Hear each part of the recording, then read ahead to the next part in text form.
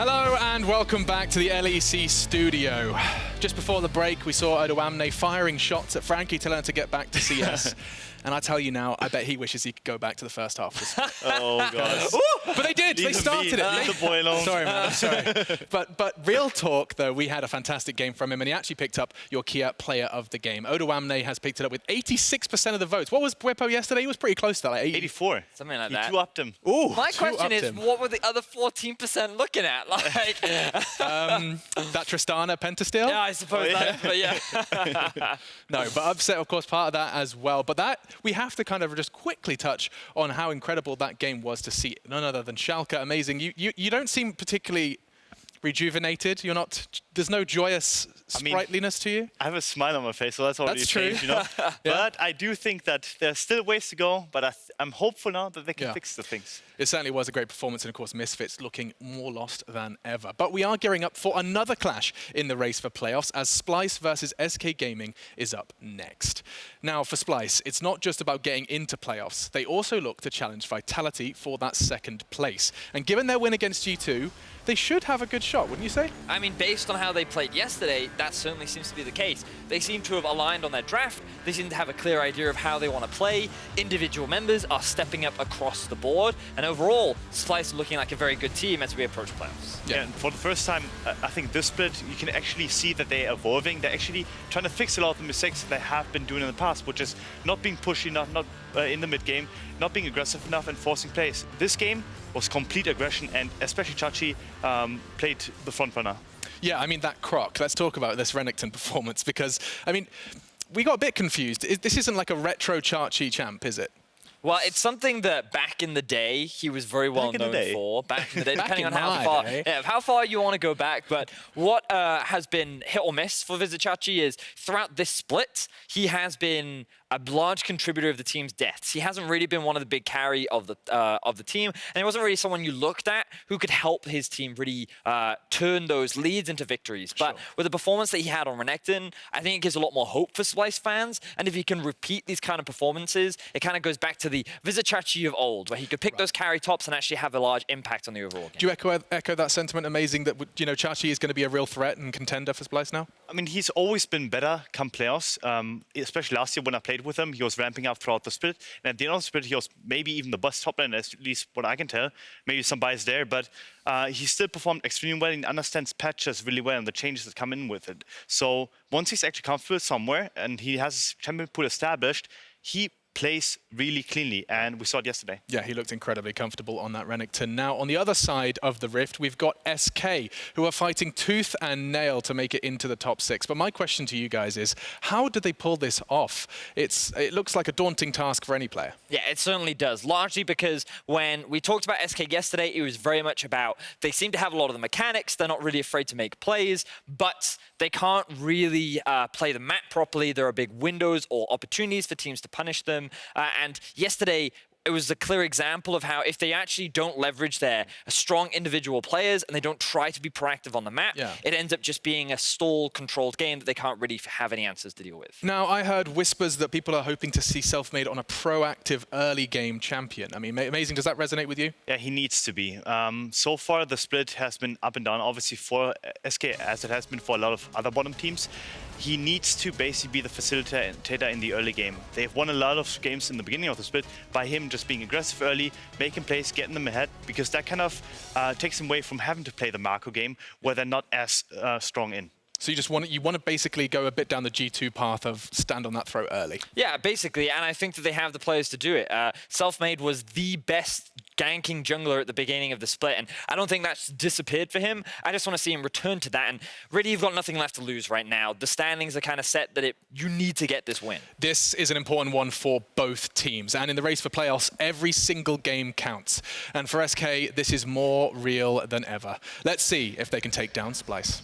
Super difficult situation. Thank you very much, Machine. Now, I won't be casting the Vitality game laner, but there are a whole bunch of Portuguese fans here in the studio, and I tried to learn a little bit of Portuguese. I'm going to try my hand at you. Nem tarde, nem cedo. And it's extremely important for both of these teams to not waste any time. The saying basically means be there right now, be there on time, and that's what SK has to do today. I'm very impressed, Trevor. I tried. I actually had to double check with the Portuguese speaker. They weren't making me swear, and it was verified. So You thank guys very much. missed your chance. Thank you very much, Chakarez. Let's turn our attention to the game, though. Do or die. Splyce picking up that win against G2 yesterday was phenomenal. Yep. It increases the number of scenarios that they make playoffs to 92%. It felt like we were in this race of Vitality, Origin, G2, and it was this musical chairs of who is actually the top team. It's probably still G2. And then Splyce from the back were like, guys, what about us? The third team to take down G2 Esports in the second half of the split. And it was a convincing win. It was a controlled win, and you can levy criticism or praise in any direction you want, but it just makes the battle more difficult for SK today. So the thing is that you know that G2 didn't have that much to play for. They played with a Karthus jungle, which is something that you need to take away from Splyce, but it wasn't that fast speed. So I'm just kind of curious, was this Splyce actually taking down the top team in top form in one of their best pockets, or was this Splyce catching a pretty lucky break? And this is what the game will tell me. Like, if they completely dismantle SK, I'm all aboard the Splyce hype train. I'm like, yes, 5v5 late game team fights, let's go. I think that's super important for me as well. If Splyce play the same way, confident, proactive, controlled, a week and a half before playoffs is a pretty good time to figure out how to play and find into gears. And there's the Karthus band away from Xerxe. Yeah, SK have learned from G2's mistakes. So, we're not going to take this with the denial pick. We are just going to take this off the board. Xerxe is not going to get to play it. All right, so Karthus, Braum, Jarvan taken off the table, as well as Lucian. And important to note that Splyce elected red side for this game. So looking for some counter pick options against the likes of Pirean or maybe Werlyb. And, Werlyb is one of the guys that SK have tried to enable, tried to play around, but he hasn't truly been one of the hard carries for SK this split. And when you talk to SK, they speak very highly of Werlyb, and I think you have seen kind of glimmers of that power. He was previously in the league, I believe, for Giants. Yes. Then came back with SK, so he did have a lot to prove. He was known as a Jax one-trick, so he technically is a more carry-oriented player, but he's really made his name in 2019 spring as kind of that big poppy player. And why I bring that up is because Jace has actually slipped through the bans. And I feel like whenever you let Jace through the bans, you're essentially saying, with Renekton and Jace available, do you take it? We're throwing down the gauntlet. Can you play it? Can you flex this power pick? Well, and the answer is no. You definitely don't want to play Vizicacsi's Renekton or go against Vizicacsi's Renekton after what he did with that champion. And I mean, that Jace pick, not prioritized, it's Lissandra instead, the safer option. Slightly simpler one to pull off, also Pirean's most played.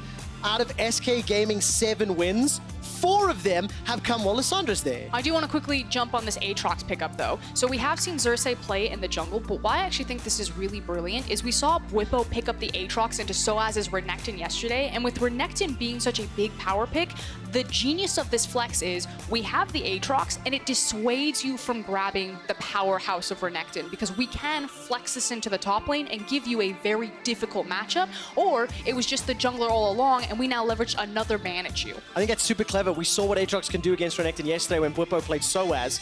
And very quick lock-ins now. Nocturne and Galio instantaneously secured. I'm starting to see another wombo combo here. So definitely some initiation engaged tools. And you know what works really well against some engaged tools? Champions like Zoe. We just saw in the previous game, and Humanoid's got his mid laner.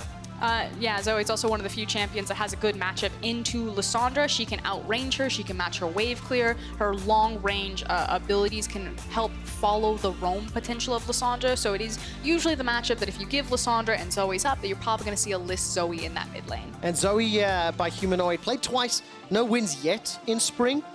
But let's see if it can happen today against SK as we enter phase 2. AD carry's being removed here. Neither bot lane has been secured yet. Kalista, Siva removed from the table, as well as the Lucian. I'm actually really shocked that Splyce banned the Kalista on their side because they prioritized Norskeren's Thresh. Thresh Kalista is the iconic duo of this matchup, and I know that Kobbe is more known for his late game scaling ADCs like Sivir that's been banned against him, but Kalista would have been an excellent pick here.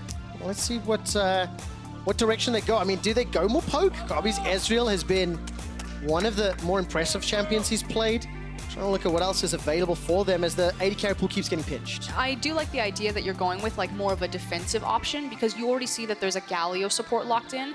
While Thresh and Galio can both be very aggressive kill-oriented bot lanes, I feel like Thresh can kind of play both sides of the coin. He can be more defensive with his Lantern. So if you do see the Ezreal pick up here from Kobbe, they can't just say, okay, we see the Galio, we know that you want to go all in, we're just going to deny it from you and absorb a lot of that pressure. All right, a lot of time to figure out what they're going to be locking in, and going to be that blind Kennen once again, assuming Werlyb's going to run some of those options, and this will give us an indication that Xerxe's running the Aatrox in the jungle, most likely. Yeah, but the Jace is still up and available. It's not the greatest. It can be a skill matchup either way. I've seen it flipped either way.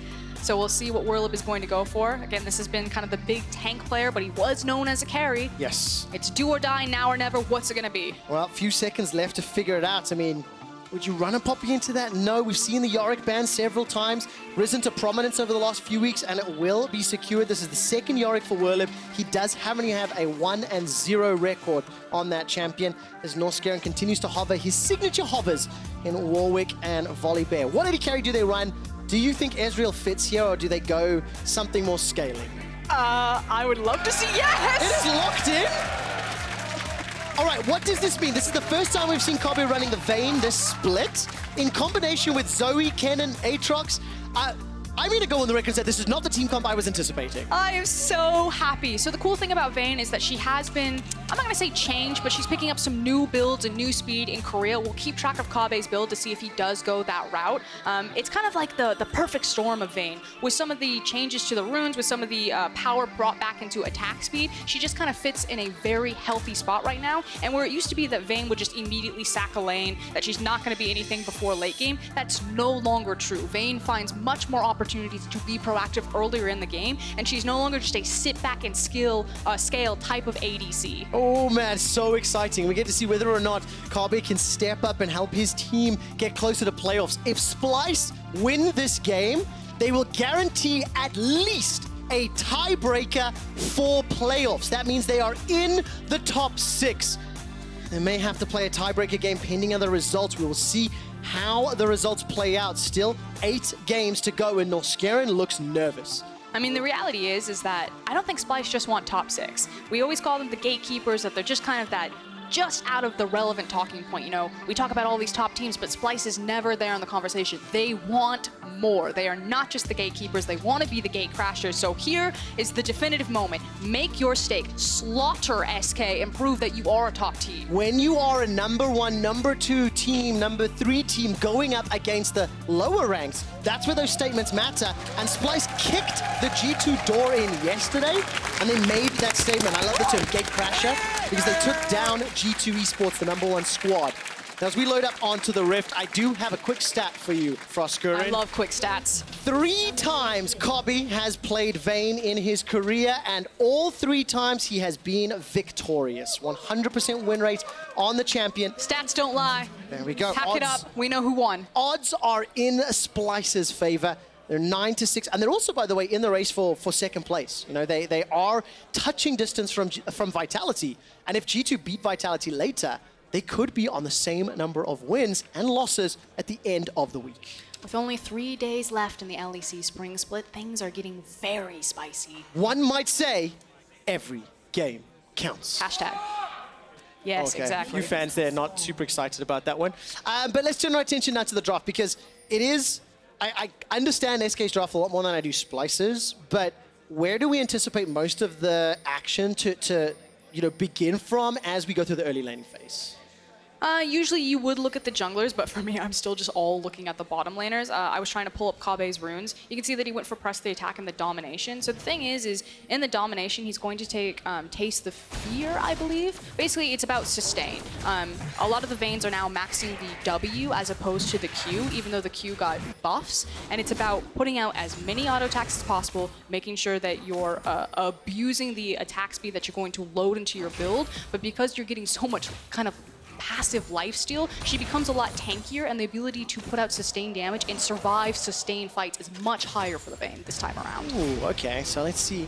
And on a carry, like Mr. Splyce, Kobbe, who has been very reliable, very consistent. I actually saw several comments on Reddit and social media as well, just talking about how this guy is just, he's been good for such a long time, but he's on the periphery of being the best. You know, there's always some people that you can argue and contest, but there are very few players that are as reliable and as consistent as this man. It's, you know, what do you want out of your AD carry? Do you want flashy? Do you want the crazy plays? Or do you want that backbone and that consistency? Because that's what Kobbe will give you. My only issues with Kobbe and why I kind of keep him out of that conversation of best ADC is that I feel like Kobbe is a win more ADC. When you align the dominoes and you allow him to just knock them down, which he can do on a champion like Vayne, he'll execute every time, but he has rarely been the ADC to kind of set up the dominoes and make the plays for himself, where someone like Reckless or Upset have done that. Well, I really like the options with the Zoe, with the Thresh. There are some tools to be used.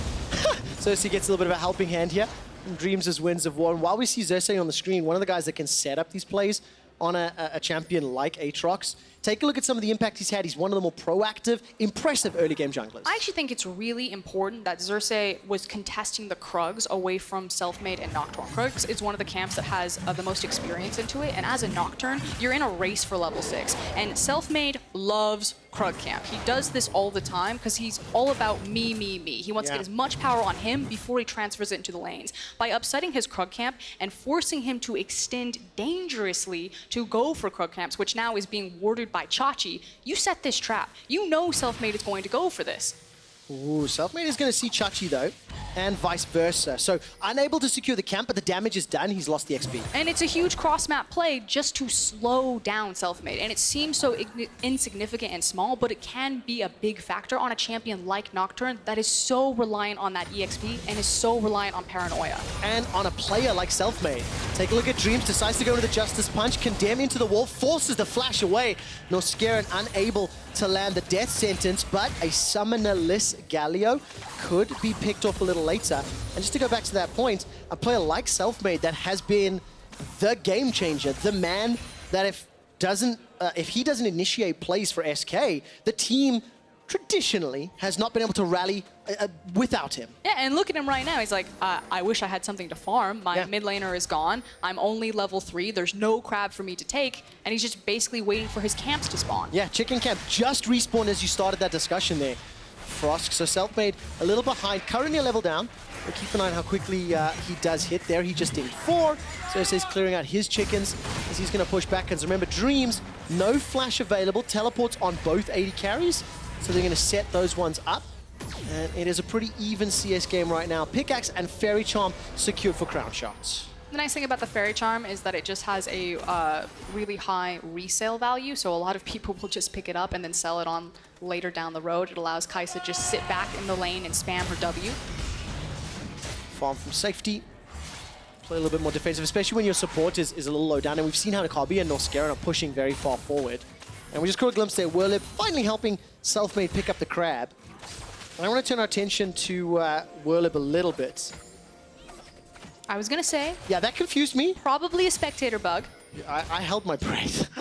Papa Smithy taught me this trick. If they don't move, probably a bug. Let's spend a moment or two talking about Werlyb. He's got the Conqueror Yorick. He's down a little bit of CS, I think, as you might expect early on into a Kennen matchup. But, you know, big pressure on his shoulders to become a split-pushing threat on this champion. I mean, big play, too. He went back and bought a Sheen. So he is looking for these pretty aggressive trades here, and he may actually find one with some assistance. All right, Pirean will just step over the wards, and Chachi with Flash and Lightning Rush.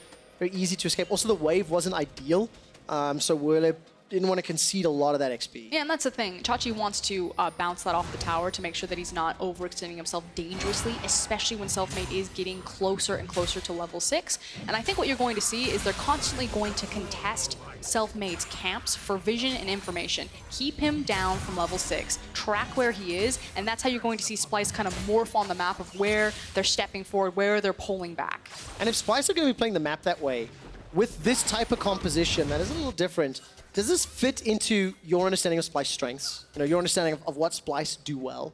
I've called Splyce kind of like baby's first League of Legends team because their fundamentals are so crisp. Like if you're just kind of experimenting with how a team organizes macro, what does really clean, very fundamental macro look like, I think Splyce is a perfect example because they play objective-based League of Legends. They're not here to kill you. They're here to win the lane through their CS advantages, their structure chipping, playing around dragons, vision setup like that. So again, it's hard to get behind Splyce because they're not the flashiest team when you have someone like G2 in the league. Yeah. But their fundamentals are very clean. If you were a studious type and you wanted to go by the textbook of play, Paint by numbers. there we go. Win, kill Nexus by League of Legends basics. That's kind of what Splyce are pretty good at. But it's what makes them so consistent. At the end of the day, if you can win the league or compete for second place by just putting up the easy wins on the board, why not just take it? We can leverage all the flame we want at Splyce, but they're still winning. And at the end of the day, it's like flame is a strong word in my opinion. I think preferences, right? Because everybody enjoys different types of League of Legends. And Splyce just play a slightly different flavor to the current number 1 and 2 teams in G2 and Vitality, which is a bit more, shall we say, aggressive. Explosive? Explosive's a great word. Well, look, Crownshot and Dreams, now that they've got the pickaxe, now they've got that Fairy Charm, seem to be pushing these waves out just a little bit more, got some levels under their belt. Kobbe as well as Norskeren getting close to level 6. And as I look at the mini-map, Selfmade does have Paranoia available. They're looking for the cage on Zoe into the Paranoia. All right, Morning Mists will come down. It's going to be a good damage. Exhaust buys sometime. Cleanse is used as well. Humanoid escapes with his life after using every single ability. He manages to stay out of range of Pirean's ults. Very well done from Humanoid. He actually gets the flash and return from Selfmade because he connects the Sleepy Trouble Bubble under the tower. But we have a very quick pause. Maybe something went a little bit wrong. Ooh, yeah, don't know. We'll find out shortly. But all credit to Humanoid. 3-on-1 after the roam. And as always, Selfmade at the initiation of a play for SK Gaming. SK Gaming, by the way, 33% of remaining scenarios and results get them into playoffs. And them watching Misfits just lose is a gigantic advantage. If SK win, puts distance between that 6th and 7th position. How many of those stats do you have memorized? Fair. I actually do have it written down, so I was reading it off paper, to be fair. But I am checking in between every game, talking to our stats team. I also have an update, by the way. My stats team ran the head-to-heads as well. If Splyce win, I mentioned that they would guarantee a head-to-head for playoffs. With head-to-heads taken into account, Splyce will guarantee a playoff spot with a win. Perfect. So a lot on the line there. You can understand now why maybe a couple of the Splyce members looked a little bit nervous. You know, taking down G2 is one thing, but just every game in front of you. Yes. That's what you got to do when you get to playoffs for a team that's historically been a playoffs mainstay. It is an SK pause, as you can see. Getting an update here from, I can see Pirean, sorry. Taking a look at exactly what will be happening. This was actually my question, because you looked at that play and you could see the Lissandra was coming down the lane, that it was Yorick and Nocturne, but Lissandra was conveniently absent from that. So I'm curious if something went wrong there on Pirean's end that was the difference maker. Well, I can find out that there is a Shadowplay review on the go. So as our league officials backstage are looking at the footage, we just get to build the tension. You know, we just get to keep taking a look at the game. And, oh, man, I actually can't put myself into the mindset of these guys that are sitting there, especially SK Gaming, who have honestly impressed and surprised a lot of fans and viewers. Expectations were very low for this team coming into the split, despite the fact they had that core of Mad Lions players. But they've picked up a number of wins. They've been particularly impressive in some of their wins. And, like, you know, Selfmade is the blowout player for the squad. They surpassed all power rankings and expectations from pre-split to now where they stand. And I think it's because it's not just Selfmade to sing his praises. Pirean gets a lot of praise from so many different mid laners throughout the league, even though it feels like competitively on stage, you know, the Friday, Saturday games, that you're not seeing Pirean have these big pop-up performers. But again, anytime you talk to someone, his name always comes up. Yeah. And it's kind of these small intangibles behind SK, because if Splyce are so good at their fundamentals, SK are a really good momentum.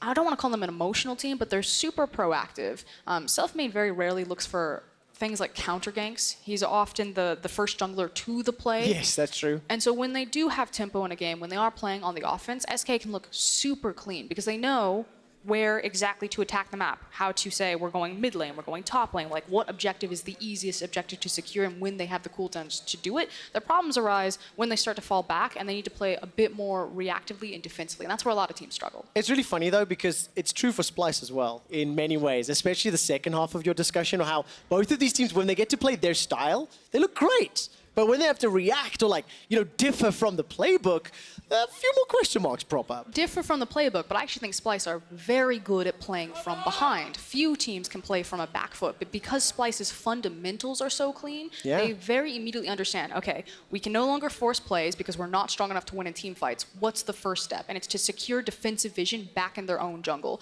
So if you watch them, anytime they fall behind, first thing, everyone's got control wards. Everyone's got their sweepers, they're clearing everything out, and they're opening free farm lanes so they can start scaling up on Kobbe. They'll also usually have a late game insurance policy pick on this guy, something like a Tristana or a Vayne, if you will. Yeah. And they'll just start making clear funnel paths for him to get those items and then look for the big 5v5s. I think that's really important. And, you know, one of those memes from earlier in the split was that if you get past 35 minutes in a Splyce game, Splyce are going to win. You know, they have a reliable late game. And it's a testament to everything you've talked about in terms of their fundamentals, their basics, their ability to neutralize other teams that are unable to punish them. Yeah, but that's the thing with the language. It's like, it's putting the decisiveness in the other team like, oh, you know, I decided to take this to 35 minutes, and it's taking away the agency from Splyce. No. They are very good at getting the game to 35 minutes, whether they're winning or not. I think that's super, it's really, really nuanced, and it is very impressive. And it's kind of a similar way that if you want to beat G2, you as the opponent have to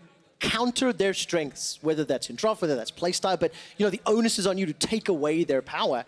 And the onus is on other teams to take away Splyce's power and their reliability. And why I was so shocked about G2's priority of something like a Karthus jungle is it's very easy to attack Splyce in lanes. Xerxe is the very proactive early member from them. He is a very gank-oriented jungler. This time around, he's attacking Selfmade specifically, so you're not feeling his presence in terms of ganking top lane, ganking mid, ganking bot, but it's, you know, stealing away Krugs, making sure that he's shadowing where Selfmade is, trying to disrupt his flow. But if you are preparing for Splyce, I'm like, take every single winning lane matchup you can find, get the counter picks, and try to blow these guys up in the lane phase because they do like to play very patient, very cautious. Kobbe is a perfect example of kind of the essence of Splyce. He's not there to kill you. If you give it to him, of course he'll take it. Yeah, he'll punish the mistakes. But he knows where I'm playing for the late game. I'm not playing for this lane phase. Yep, I'm playing for the win, and we know where we get our wins at what times. So while the officials continue to investigate, we will just keep chatting. And my stats team, they continue to run the numbers. There is a whole bunch of scenarios. We're talking over 16,000 options left. So as I've mentioned, if Splyce win this game, not only do they guarantee playoffs, they also 100% guarantee Vitality make it into playoffs as well. I think it was only like less than 1% chance they didn't make it. But with the win here, obviously pushing SK down to the, shall we call it Misfits tier at 7 wins and 9 losses. A little harsh, sorry. You look wincing in pain there for us. That's a bit brutal. I like the Misfits. Well, yeah, I mean, obviously if SK join them, then the win-loss difference will guarantee Team Vitality are locked into the top 6 along with Splyce. I mean, the fact of the matter is you have legacy orgs like Schalke, like Misfits, and now SK joining them down there. And SK could very easily be the nail in the coffin to seeing one of these fan favorites not make it into top 6. What's even more exciting is the new teams in Exile and Rogue. They could be the ones digging the hole for the coffin to go in. Yes, other teams can obviously complete it, but you can't afford to lose those games. And the upsets that Exile have pulled off has made it very, very interesting. So yeah, guys, unfortunately, we do have this extended pause. SK Gaming did ask for our play to be reviewed, and our team backstage are currently reviewing it. And I stand strongly. I know it's always obnoxious when you have to go through kind of like a technical pause like this, but in a game that is so high stakes, check everything. Double check it. If you feel that something was wrong, you don't want to, you know, play this game out, have everything go sideways and say, oh, you know, if I had only called on that. Just err on the side of caution. Agreed. Make sure that it's all good. Well, taking a look at some of the matches, I talked about some of those heartbreak games. I mean, SK play Rogue next week, and they play Vitality. So can't afford to make any mistakes. I mean, Vitality is going to be a super tough game. And for Splyce, they've got Misfits and Fnatic. So, you know, Splyce, as you mentioned, could eliminate Misfits with a win if they win here today as well, and you start to do the mental math of wins and losses. Yeah, it almost feels like at this point that Misfits are going to be eliminated just because they have lost the game. So regardless of all of the good ground that they made in the first half of the split, they don't control their destiny anymore. It's just been spent. Yeah, all that good credit is removed. It's a very, very difficult scenario. We thank you very much for the coach shots as well, production, as the teams continue to chat, and fans here Also, I've been talking a lot about the Portuguese fans because they were here making noise yesterday, but I also believe there's about 50 Danish fans here today. 37 of them, and wait. As you can hear. Now, the last time... Wait. Yes. One guy from Norway. Who is it? Wait, is there one guy from Norway? Yeah, I was talking to Martin backstage. Okay. We actually have a Norwegian scriptwriter, so that's a shout out for him as well. Now, I am disappointed because the last time there was a Danish bus, everybody had Deficio faces. And I guess he's just not that much of a hot commodity anymore. So just one guy with the face. You know, warms my heart ever so. I actually think it is autographed by Deficio on the forehead as well. So if our production team wants to get a look at the middle row.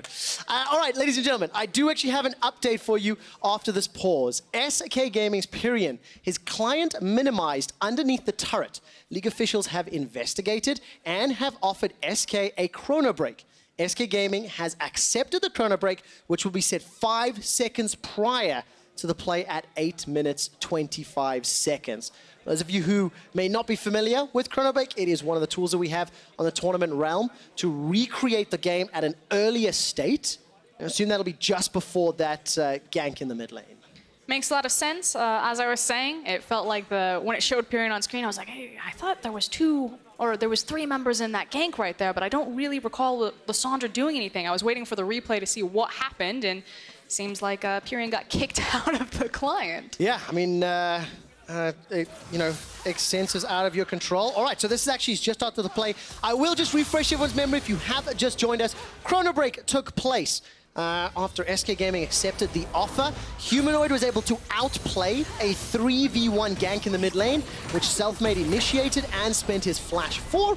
Humanoid's lost flash and cleanse Froskurinn. Again, it's kind of, where's the bad news for both sides? Well, Selfmade doesn't have the flash, but good news, Pirean does have his flash as well as his ultimate available, and Humanoid's looking mighty fine and tasty. No cleanse, no flash. It could be a very easy repick gank, but Humanoid knows that full well. And as we said in game number 1, his goal is no longer to play this lane. He is playing only for the farm. He is a visitor, a tourist here. Well, fortunately, he's got blue buff, so he'll be able to farm up ever so slightly easier than our previous game.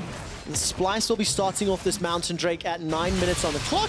Vizicsacsi throws down the slicing maelstrom, but he's into a gigantic minion wave, so you really do not want to pick that fight. The baby cage is so frustrating when you're playing Yorick versus Kennen, because if you get him inside of it, and then you can just walk out of the ultimate range and just let your ghouls go to town, it's rough. Yep, it really, really is. That Morning Mist throwing them forward is a terrifying animation as well. Scares the crap out of me.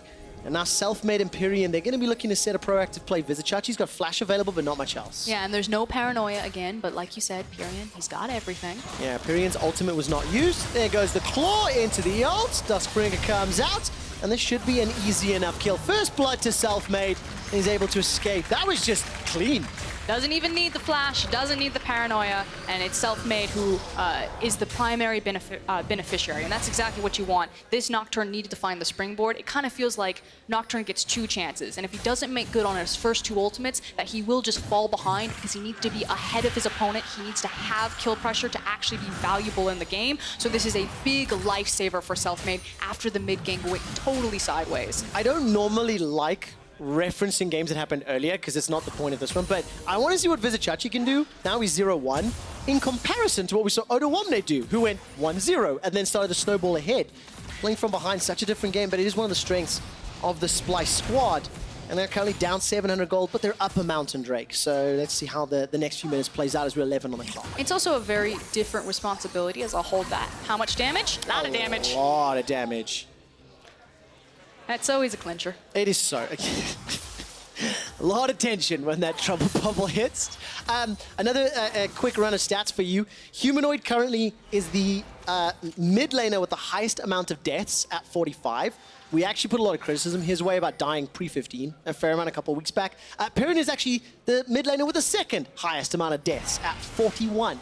So that could be influential as the game plays out. I thought at first you meant 45 minutes. I was like, Trevor, of course he's died a lot in 45 minutes. They're very long games. Makes much more sense here. I don't think anyone's going to be dying a lot solo. If anyone is, Humanoid does have the microscope on him because of the nature of Lissandra's hard CC and the assassination potential that Selfmade has. But again, both these guys are playing for their side lanes, playing for their jungle control. Yeah, unfortunately, Humanoid's got that cleanse available. The flash is at quarter of the cooldown remaining.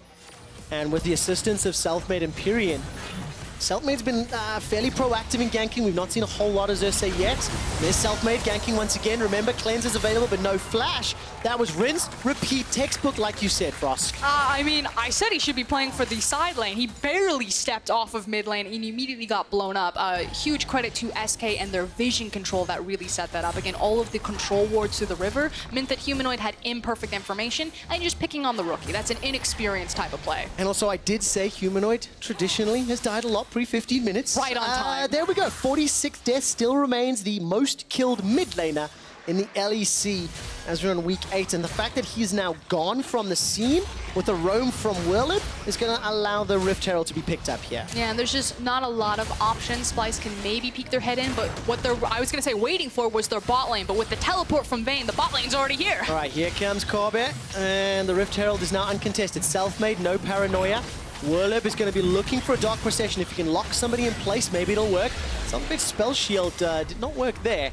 And the Rift Herald is secured at the cost of a teleport. Yeah, I forgot about the TP from Kobbe. Rookie mistake from me. This guy runs TP on virtually every single champion. And used it just in the nick of time. Really nice lane swap from Splyce to pick up Rift Herald. Yeah, very, very nicely done. And with not a lot of time left before those turret plates go down, I want to see how quickly they've used it or decide to use it. Xerxe is running all the way back, so not a huge amount of time. And Kobbe and Norskeren, they've already done that lane swap. I'm trying to look, one turret plate down in the top lane, traded, but then Pirean's done a good job to secure 3 in the mids. I mean, it's a lane swap of convenience. They wanted to contest for the Rift Herald. They got there just in time with the numbers advantage.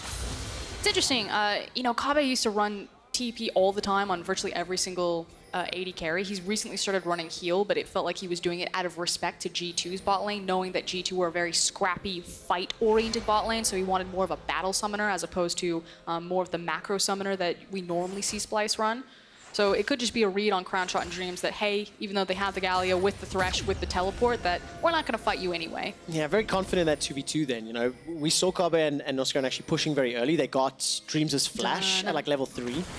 All right, that's a lot of damage. Take a look at that silver bolt. Here comes the lantern. Woo! And Dreams forced to use the Galio ulti just to save Crownshot's life. Blade of the Rune King, Kobbe, Vayne, it hurts.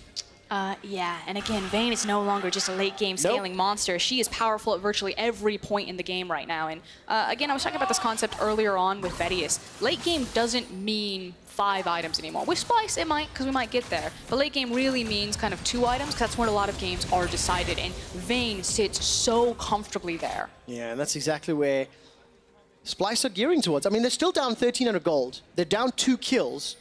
And go fish, Selfmade picked them up. But he's on the Nocturne. He managed to get to level 6. He also, remember, was put behind by Xerxe's Aatrox. But Frosk, I need you to give me a grade.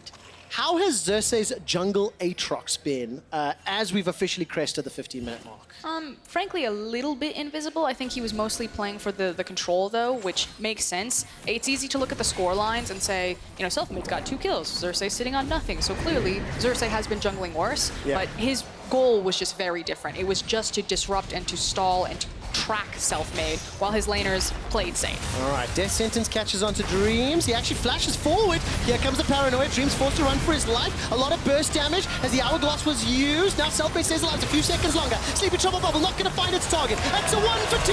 Here comes Humanoid. Xerxe's on the board as well. And Splyce take control. Just absolutely torn apart from Splyce right there. They've got the minion wave behind them and a very low tower. It's a super easy, clean play and a snowball gold advantage. Yeah, really nicely done. The first tower secured. It takes control of the gold game. And just as I ask about Xerxe's performance, he's involved in the team fight or the skirmish that allows Splyce to take control. It will be at the cost of a mid-tower, though, and we're going to see this one set up from the start. Take another look. What was curious to me is how quickly Zoe was actually able to get there and participate in the fight, because Pirean and Zoe are racing up through the side lanes, and I believe that Lissandra is caught by the Sleepy Trouble Bubble as she came into the fight. Oh, Vizicsacsi 0-1. Not going to be able to find the kill just yet onto Crownshot, but he committed everything, including the flash. With Crownshot pushed out of the lane, there is some time to do damage on the tower. Instead, Drake number 2. And it's normally for Splyce games, you have so much time to run those replays, to look at the long team fights, but Splyce are playing actually very quickly right now. We talked about how a lot of their champions really spike right now, and Splyce don't have to play late game, they just choose to. And you said at the beginning of this game, which feels like a long time ago now, what did their win against G2 yesterday mean? Wait, Trevor, that's it. The pause took so long that we're actually in 35 minutes already. Oh, that's next level macro for Splyce. They will secure their second tower. It will be at the cost of the top outer, though, as Werlyb has been able to push it down. He's still 0-0-0 on this Yorick, working towards the Trinity Force.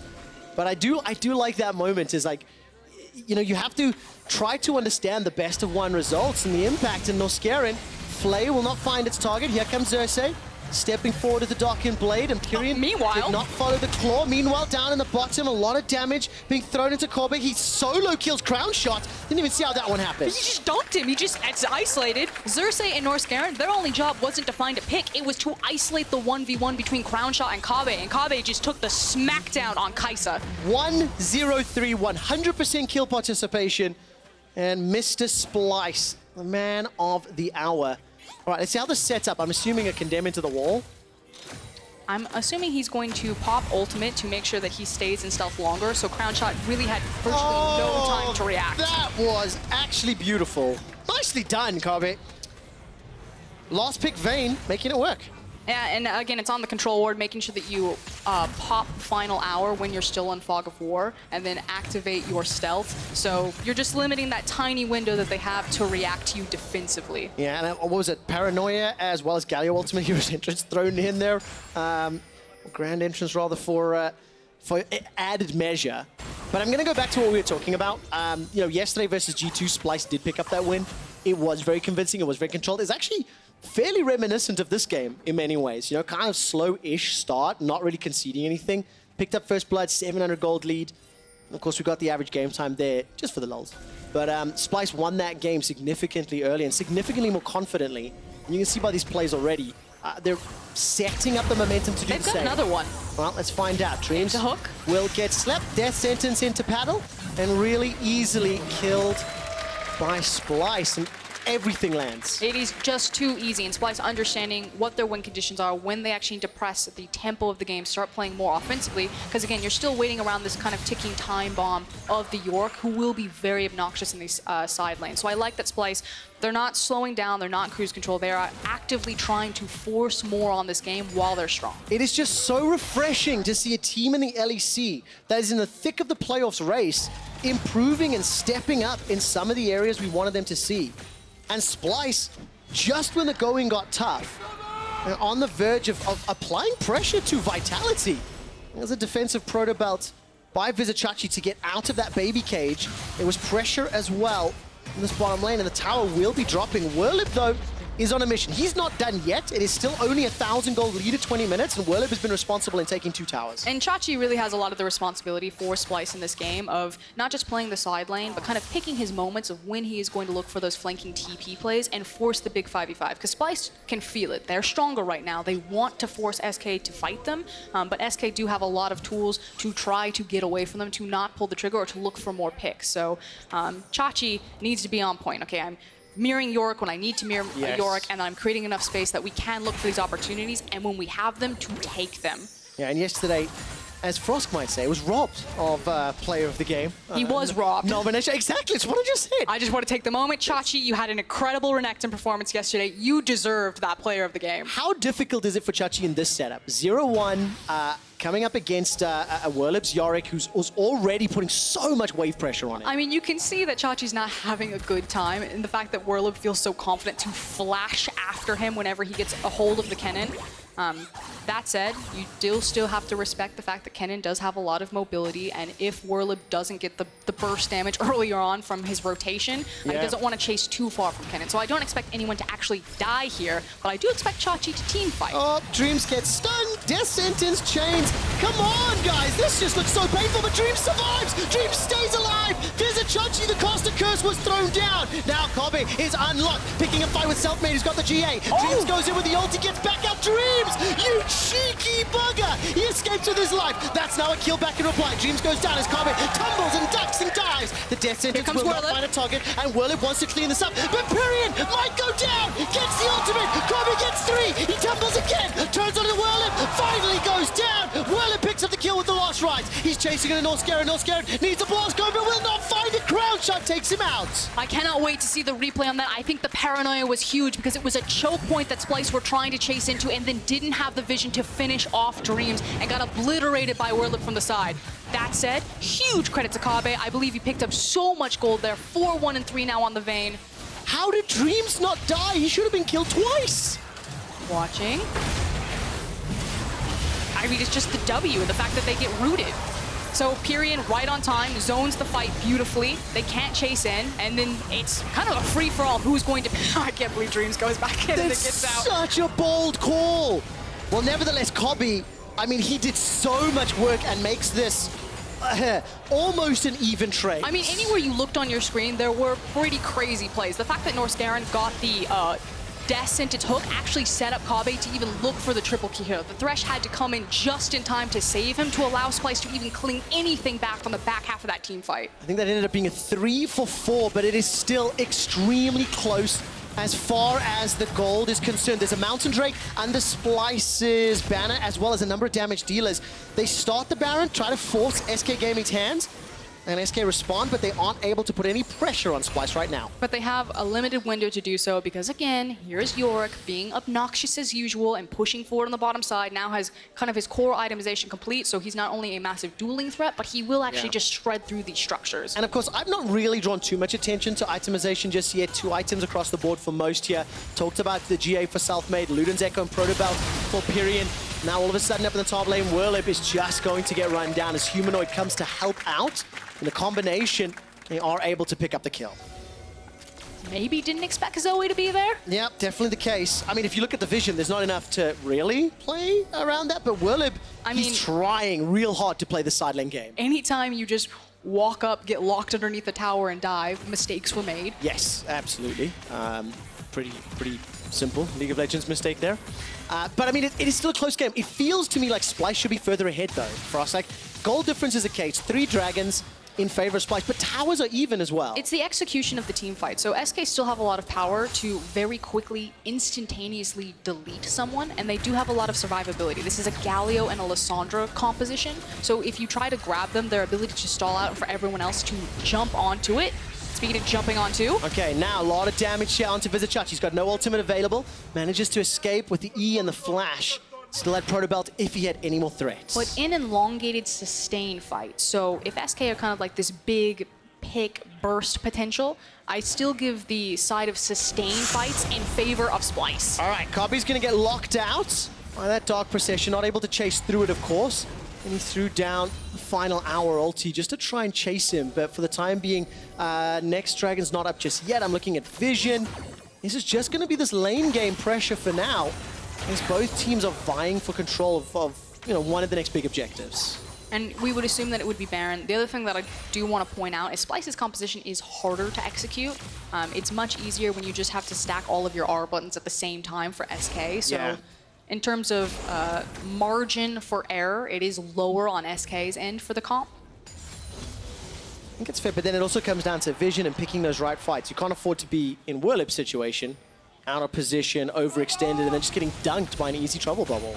Yeah, that's always going to be the case when you're against Zoe, but you're still looking at, there's so many more skill shots, lower range champions. It's about playing elongated fights from Splyce, so you need to have more information or perfect information, whereas SK have so many tanky abilities, so many tanky champions, the ability to help people out with the Galio. So again, it's easier for SK. I think that's fair, and I also think that when you look at a champion like Kennen, especially a Kennen that's not absolutely obliterating his opponent. 1-2-1, even on CS. Got the Oblivion all picked up there, and Chachi, or Spellbinder rather. I want to see how he uses this Kennen, because like you said, the difficulty of execution, burden of execution falls on Splyce. And of course, one of the real pick tools is those death sentences and those trouble bubbles. Teleport is available for Kobbe. as the Baron has now been started. But they have no vision of this area, so we're looking at Humanoid to at least lay down some of the initial poke. All right, Sleepy Trouble Bubble was Kobbe's out, walking. manages to catch onto Crownshot. The Baron's not going down particularly quickly. Kobbe will be able to make it in time. Trouble Bubble goes in once again. Paranoid by sometime. Look at Pirean. He's been zoned out. Humanoid's forced him away. Slicing Maelstrom into the pit. There's the killing instinct to the backside. Baron is picked up by SK Gaming, but at what cost? Everybody's going down. Kobbe's currently untouched. Humanoid's got the first of the fight. Vizicsacsi gets another before he's taken out in reply. It's Crownshot that takes him down. Kobbe is going to kill SK. Selfmade and Werlyb are running for their lives. Empowered recalls. Here comes Humanoid, but he picks the wrong shot. No, that's not the blast cone you wanted. And it is only a single Baron that gets out, but it's on Yorick. We've already seen how obnoxious he can be without the Baron buff. This is just going to empower his ability to split push. So the best case scenario for SK, if one Baron was going to get out, you wanted it on the Yorick. How do you possibly analyze or call a team fight like this where everybody just jumps into the pit and it is a free-for-all? I mean, for me, I was basically looking at Vayne. I know everyone's going to ooh and ah because Pirean is going to get absolutely smashed there from the Zoe. The Chachi ult comes in and it zones everyone out, but Kobbe gets to walk up to this fight and basically just stand still as Vayne. She's going to push in, get locked up into the baby cage, and then immediately condemn Crownshot into the wall and pick up all of the kills. Well, locked inside. He's like, I want out. Oh, man. You know what? If I were Kobbe, I think I would just buy a... oh, that was such a misplay. I think I would buy Rapid Fire Kennen and just try to get at least a shot. He's got Phantom Dancer instead, obviously. Well, Phantom Dancer fits a lot better right Yes. now in terms of third items. This is the pretty stock standard build. As good job, Humanoid. Might have missed the final Baron kill, but you got the Pirean out. Man, so much damage. 6,000. Here comes Chachi. There's no slicing Maelstrom. And instead, we'll just be killing the Maiden of the Mist. And Splyce will be content. They've got themselves 4 dragons to their name. They picked up the Infernal. While we're in that replay, it is still even in gold, and it still feels like Splyce are winning and leading, but SK have got a lot of tools. They got an easier to execute composition. So give me some predictions for the next few minutes. You know, where do you see SK trying to, I think, gain control of the game? That's what I want to know. I think it's all about Pirean and Selfmade and who is going to be their target and who they actually find.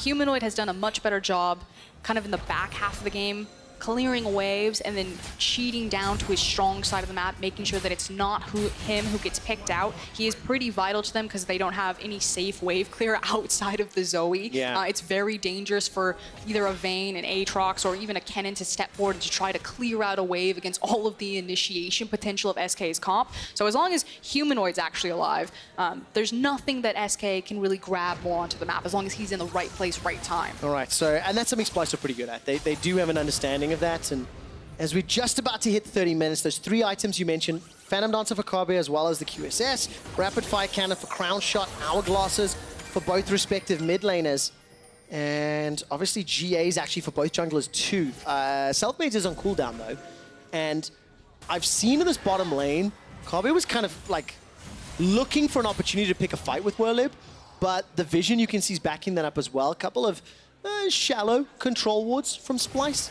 And now Werlyb, he's going to push all the way forward into 4 members of Splyce. Paranoid will buy some time, but Werlyb is dead before anybody else can arrive. There is pressure on Kobbe, QSS and heal and flash, and he's running for his life. He's dead! It's Crownshot that picks him up, thanks to the killer instinct. Without Kobbe, can Chachi turn it around? 1, 2, another! Falling like dominoes! SK, it felt so good, but it ends so bad! Splyce take the fight! They expended so much to get into the backline for the Vayne, and not only that, but she survived for so long. And yeah, you take him down, but that's a stacked AP Kennen. That's a massive carry Aatrox, and Humanoid is hitting like a truck. There's too many damage threats. Yeah, too many problems to deal with. And SK Gaming, I'm still on the fence about that push. Werlyb, he did have support from the team. Look at the minimap as multiple members of SK pushing up, and they can clear so much ground thanks to their ultimate. I think it's an interesting decision because they know that their Lissandra was spotted. So SK knew that they had been caught in the trap that they were setting up, and they thought maybe Kobbe's just trying to clear this, or maybe we can burn him down quick enough to win the fight. It just is a very suspect call from SK in a larger macro sense. Yeah, I get that. And that's something I think we've said multiple times this split. I do think that's fair as not a criticism, but as an observation of SK Gaming's playstyle. I mean, they're a very young team, inexperienced. You have a lot of players who have kind of been eaten up by the machine and spit out guys like Pirean, like Werlyb, like Dreams, who have had a couple of performances but never left their impact or left their name. Well, let's see what Splyce can do now. This is the first time it feels like they're really pulling ahead. Got that gold lead. A minute to Baron, a minute to Dragon. And I've talked a lot about the Splyce comp, but how does Splyce win this game? I mean, they can split push with Vayne and Kennen, I suppose, but what other options do they have to unlock?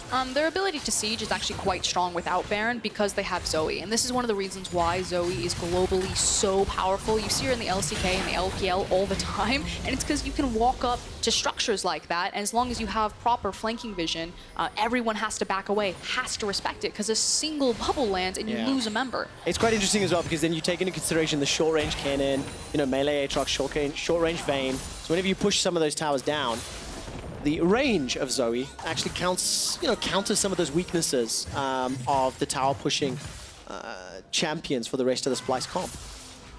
All right, deep vision setup behind the Cloud Drake.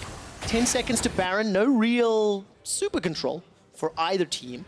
And you have to feel that Splyce will be prioritizing Baron. There's no pressure on Dragon, so Kobbe just picks this up uncontested. Yeah, and it's more important to start the Elder countdown because now that the Cloud Dragon will fall, you have 5 dragons now available for Splyce, and they're opening up another win condition for them. All right, Sleepy Trouble Bubble will manage to catch the Maiden, does not really matter. Humanoid was trying to pick up the additional CS point. Uh-oh, Pirean. All right, let's see what happens. Oh, Pirean! Oh, that's not what you want! Get slept.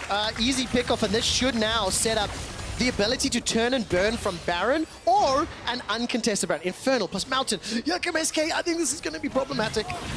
Oh, Chachi. They don't see him. He's got the control ward. Oh, yes. Oh, here comes Norskeren. The box is put down. Werlyb gets caught out.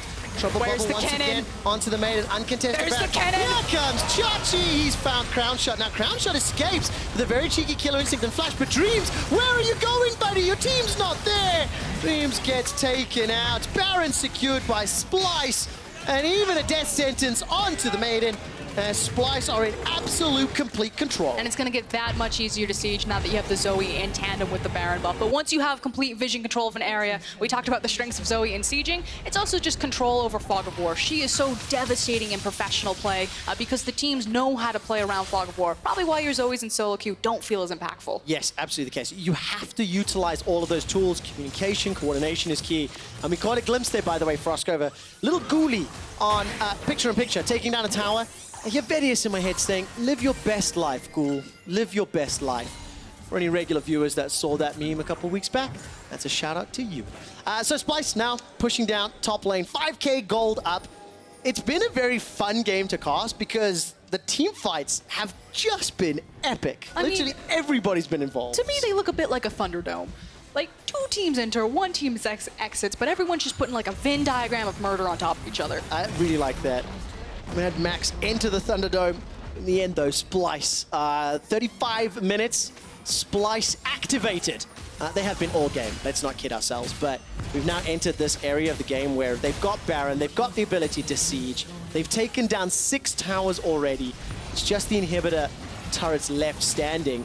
And there's so many tools to play with. Kobbe, 4 items completed, i.e. Blade of the Ring King, Rage Blade, Phantom Dancer, and we've seen just how impactful he is on this champion. And I want to give a credit to Splyce's vision as they're pushing up like this. Everything is warded, and they have everything warded between the 2 lanes that they're playing against. So they're making sure that there's no pockets that Lissandra or Nocturne can slip into, because that's the only way SK come back here, is if they get big flanking ultimates on multiple members of Splyce. Yeah, let's see what the 5-man stack in the top lane can do. Just brute forcing their way onto the tower. Pirean's clenching as he takes a paddle star to the face. The inhibitor falls as well. There's still a minute left on Baron buff. And just to remind you, Splyce will guarantee playoffs with this win. They will guarantee Vitality playoffs with this win.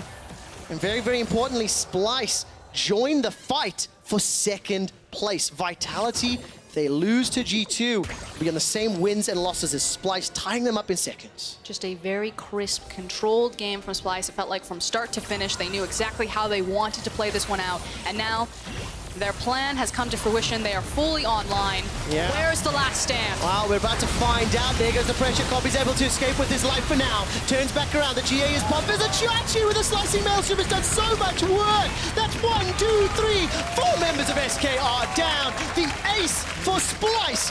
And they're entering the base from SK. Into the meat grinder of Splyce's composition. There was nothing SK could front right there. They had to make a go of it, but Splyce, welcome to playoffs. Welcome to playoffs, Splyce.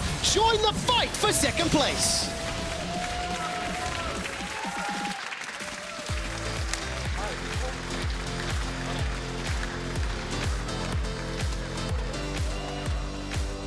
Two things.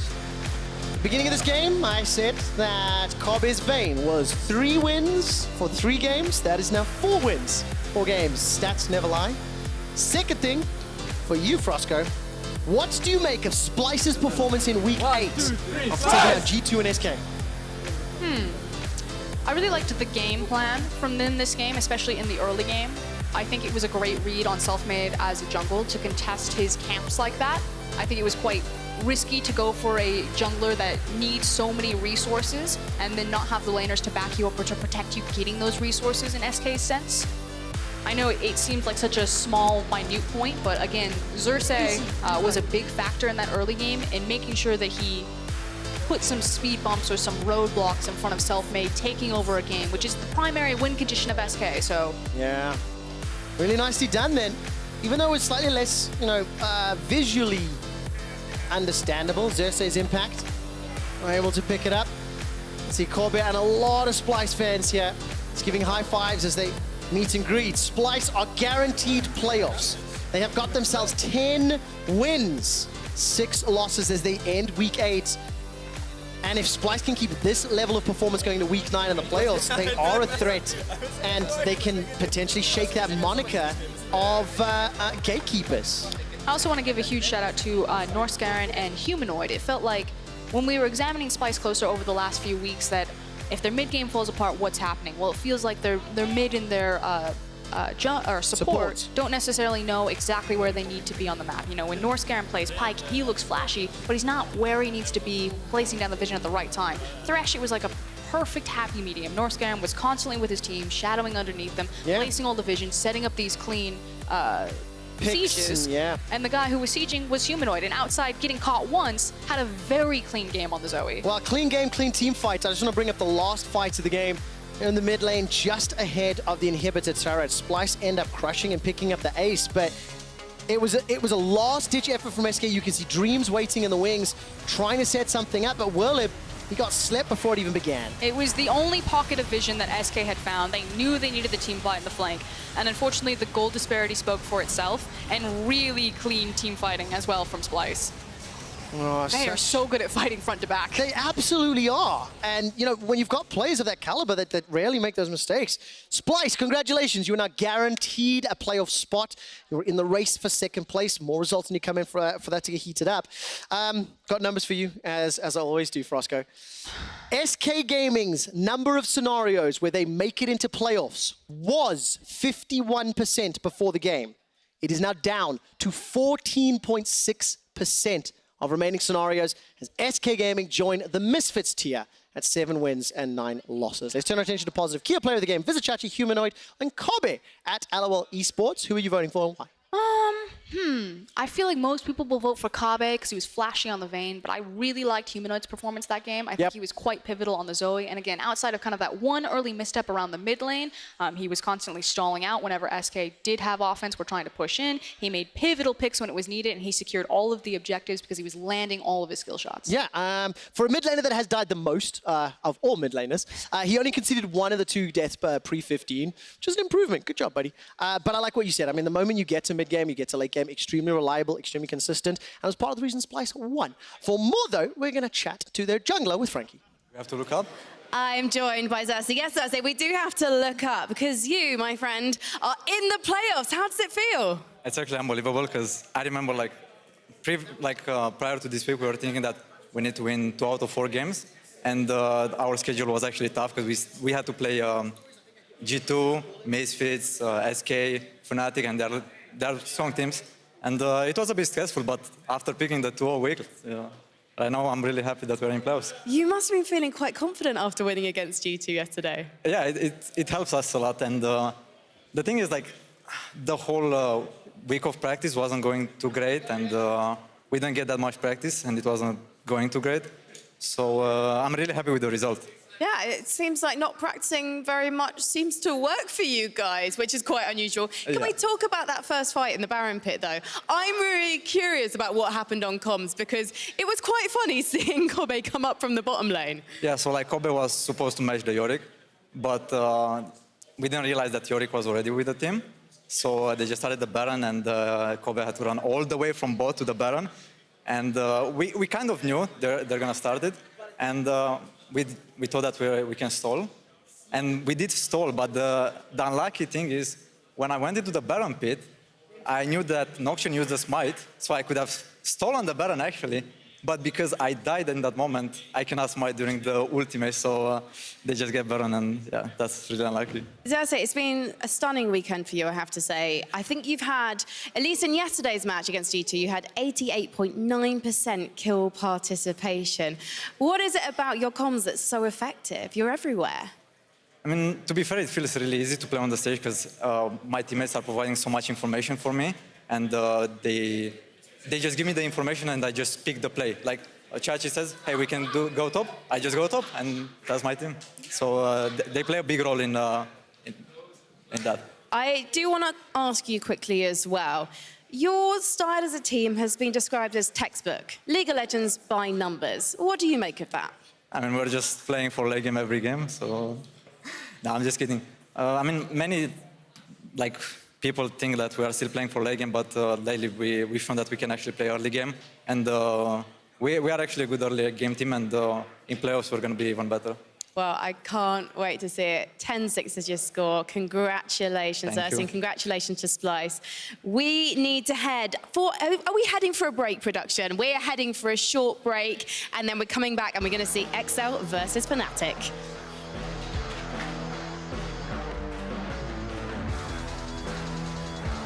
Pirean's ultimate was not used. There goes the claw into the ult. Duskbringer comes out, and this should be an easy enough kill. A lot of burst damage as the hourglass was used. Now Selfmade stays alive a few seconds longer. Sleepy Trouble Bubble not going to find its target. That's a 1 for 2. Here comes Humanoid. The death sentence will not find a target, and Werlyb wants to clean this up. But Pirean might go down. Gets the ultimate. Kobbe gets 3. He tumbles again. Turns on the Werlyb. Finally goes down. And Kobbe, QSS and heal and flash, and he's running for his head. He's dead. It's Crownshot that picks him up. Thanks to the killer instinct. Without Kobbe, can Chachi turn it around? 1, 2, another. Kai'Sa. We win. I want to kill Nocturne. Yeah. Kill Kai'Sa. Kill Nocturne. Focus, bro. Nice. Woo! Getting at this.